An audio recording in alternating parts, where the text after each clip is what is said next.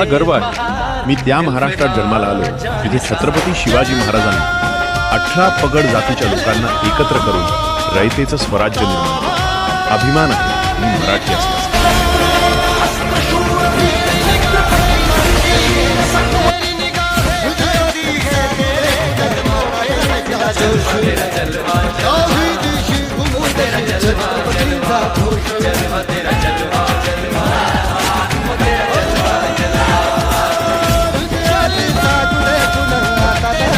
जोश